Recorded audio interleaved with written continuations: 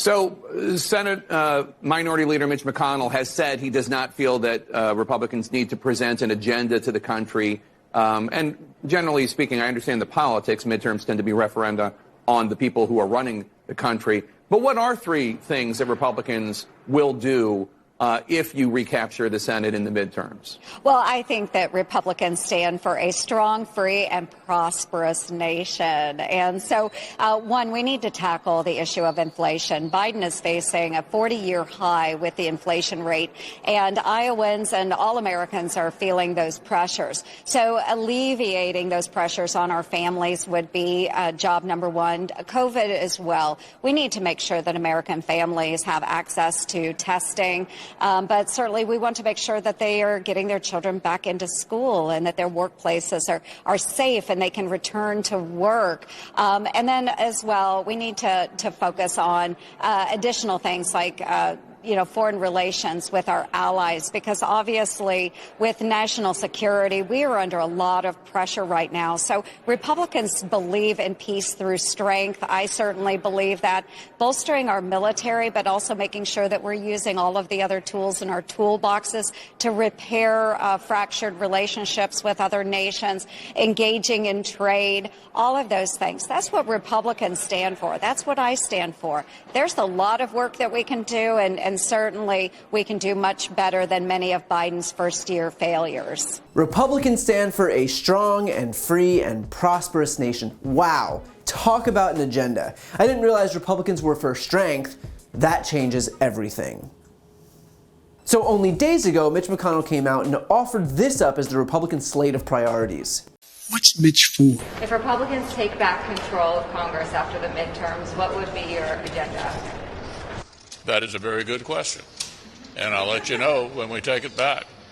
Which is a lot of words to say nothing. Republicans have no priorities, and because the media has finally started picking up on this, they've begun pressing Republicans on this very issue. With midterm elections approaching, why should the American people elect you? And judging by the answer from Joni Ernst, it doesn't seem like they've spent much time coming up with a better answer. Of course, she does offer up some tepid claims, like that Republicans would focus on inflation, which is ironic because Democrats did offer a solution to inflation with the Build Back Better Act, which 17 Nobel Prize-winning economists said would actually ease longer-term inflationary pressures.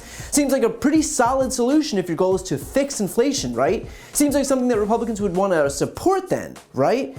And yet, mysteriously, not a single Republican supported the bill, forcing Democrats to go at it alone before Manchin sunk the bill entirely. It's almost like, and I hope you're sitting down for this, Republicans actually want inflation to persist because if they help solve it, they won't be able to use it as a talking point. They want you to pay more because it'll help them politically. The next claim she makes is that Republicans want to make sure that kids can return to school and adults can return to work. Now, let's think long and hard about the best way during a pandemic to ensure that kids can return to school and their parents can go to work.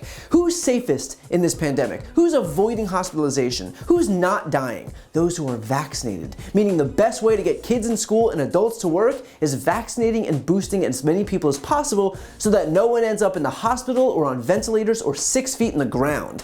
And yet when it comes to encouraging people to get vaccinated, Republicans are quieter than Jim Jordan when you tell him a teenager is getting molested. Hardly any Republicans encourage vaccinations because they've planted their flags as the anti-vax party. And so as a result, unvaccinated Americans continue to die in shocking numbers on a daily basis, and a percentage of schools and businesses remain closed. And if Joni Ernst really can't make that very basic connection, then she is just divorced from reality. And finally, and this is my favorite one, Joni Ernst wants, and I quote, foreign relations, and brings up, quote, bolstering our military, but also using all of the other tools in our toolboxes. And I mean, look, it's not often that a politician truly impresses me, but with ideas like this, how could you not be impressed? I mean, it's right there in black and white. Republicans want foreign relations, which is just about as brilliant a platform as you could find. She even says that we should be repairing fractured relationships, which is rich. Could someone tell me why those relationships might be fractured?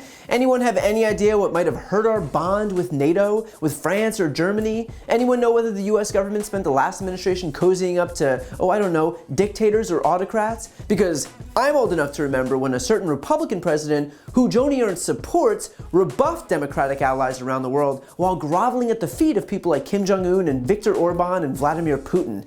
But I'm sure Joni Ernst's platform of foreign relations will solve all of that. And look, the fact is that of course Joni Ernst can't name anything the Republicans are for, because the only thing Republicans seek to do when they're in power is to give tax cuts to billionaires, roll back climate protections, and strip women of their reproductive rights, all of which are woefully unpopular. And so instead, their agenda is just to oppose Democrats' agenda and then point to the fact that nothing's getting done as evidence of Democrats' failure to lead. It is as transparent a ploy as you could possibly imagine. Meanwhile, at least the Democrats can vocalize what their agenda is. They're for expanding healthcare, for common sense gun reforms that 90% of Americans agree with, for making the rich pay their fair share, for child and elder care, for raising the minimum wage, for legalizing marijuana, for confronting climate change and ending our reliance on fossil fuels. And of course Republicans will say, well, Democrats have unified control of government, why aren't they passing any of those things? And the answer is because thanks to the filibuster, we also need support from 10 Republicans. And yet because 0 Republicans are willing to deliver anything for Americans, all of the popular legislation that Democrats have passed out of the House is left languishing in the Senate on purpose. And then those bad faith actors on the right will then turn around and blame the Democrats for not getting anything done. But hey, I'm sure when Republicans are back in control, they'll do a great job of enacting their brilliant agenda of strength and freedom and prosperity and whatever other buzzwords they can think of that look good on bumper stickers, but in practice don't actually mean anything. To see more videos like this, click the subscribe button right here on this screen. And if you want to support my work, subscribe to my podcast, No Lie with Brian Tyler Cohen. I cover the most important stories each week, and my guest is always one of the top political figures, including Vice President Kamala Harris, Jen Psaki, Elizabeth Warren, Pete Buttigieg, Nancy Pelosi, Katie Porter, Cory Booker, and so many more. The podcast link is also right here on this screen, so give it a listen and subscribe on Apple Podcasts, Spotify, or wherever you listen to podcasts.